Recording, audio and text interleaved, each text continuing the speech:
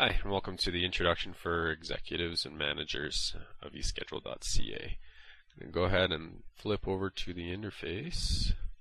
And as you can see, I'm at the login page. When your account was created, you likely received an email that gave you a link to go to log in. So you should use the email address that was given to eSchedule and the password that they gave you in the email. And then you can click the login button. And the first page that you'll be presented with here is a page that will allow you to reset your password and put in a permanent password. So please do put in a more secure password here, something that you'll remember. And then click Set Password. And then you'll be redirected the first time you go through this to the Learn More About Our Employee Scheduling Software section. And this is an area that has a couple of top 7 questions over there on the right. So some question answer kind of thing, and then we have some video tutorials, which you're watching one right now, the manager's introduction video. Of course, there are many other video tutorials in there that walk you through every aspect of the system, so please do take some time, especially if you're new to the system and you're an executive user, like this is your account. Please do take the time to go through the video tutorials.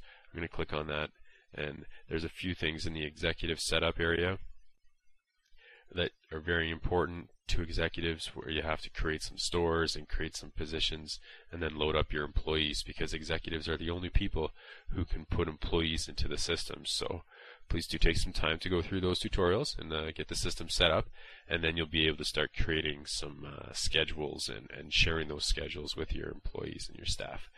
So once you're through the video tutorials, then you kind of log in and step through each of the areas. I'm only going to briefly in this intro, I'm going to kind of touch on creating a schedule from scratch. So I'm going to click on the Schedules tab. And that brings me over to my schedules list. And I don't have any schedules in the system quite yet, so I'm going to click Add New Schedule. I'm going to create my yard schedule. And I'm going to click Add New Schedule. And then that was created in the system. So I'm going to click here.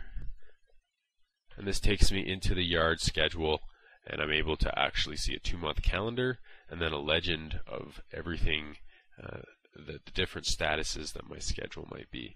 So I'm going to actually just jump right in and create or generate some schedule with our advanced scheduling options. I'm going to click Generate Schedule, and I'm going to select one of our predefined templates we've already set up, taking some time to set up a template here. So it's important to, you need to have to take the time to set up a template before you can generate any schedules, but we have one here, so I'm going to select it, and I'm going to enter in 1 week of time here, the 25th of October through to the 31st. I'm going to click Generate Schedule. So that's gone out now, and it's taking that template, and it's using the shifts that I've defined in that template to build up my weekly schedule, and it's going to go out and find the most qualified people it can and schedule them based on seniority or ranking of the different skill levels. So as you can see, it's come back now, and we have 1 week of pale pink schedule up here, the 25th through the 31st, and if we look over to our legend, that tells us that that schedule is pending. So what that means is pending schedule is only you can see it, and your managers and the executive accounts in the system, only they can see the pending schedule. Do keep in mind though that I'm going to click on the 25th to show us that day's schedule, and when you've tentatively scheduled any of these people, what that means is you've reserved them, so nobody else can schedule them on any other schedule in the system until you effectively release them or approve this schedule. So that's the next step. To share your schedule, this is very important, to share your schedule once it's been reviewed with your employees, you actually have to approve it. And there's a button, an Approve button down here. We can click Approve, scroll down a bit, and that takes us into the advanced scheduling options. We can enter in our dates. We're not going to do this right now, but this would allow us to share our schedule with our employees. So I'm going to click Cancel. I'm going to go back and take a look at our schedule here. So I'm going to click on the 30th. As we can see, we have a little more shifts than this day, and to replace anybody or to change the person scheduled, we just click on that person's name, and that opens up a list of all the other people who might be available or who are available to work that shift. And it also gives you their number, which is their skill number for this particular position.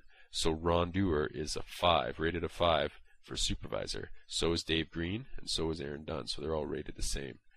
One important thing that I just want to touch on before this demo is over here is that we can also take a shift that currently has somebody scheduled and do what we call as marking it as open.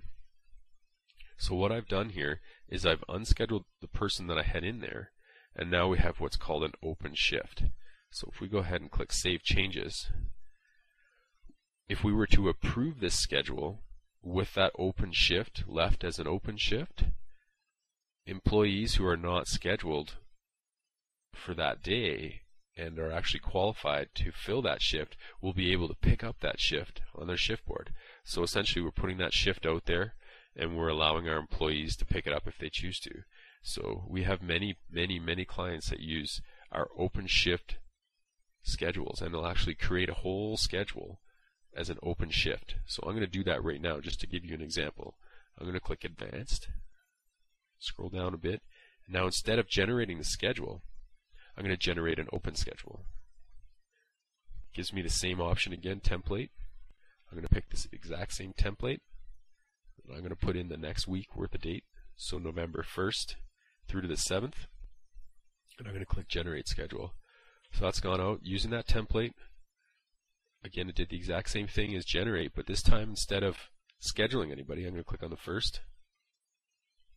We can see that we have an open shift schedule, so all of the shifts are open. We could go in before we approve this, we could assign a couple of these shifts to people that we really want to work, or we could leave it all as open, click Approve, and let our staff come in and pick which shift they'd like to work. So that's a quick introduction to eSchedule. I hope you enjoyed it. Please do poke around in the video tutorials and kind of get an idea of how to use the system. And then if you're not already a user, please do try the 30-day free trial. It's worth it. It's 30 days free, 100% free.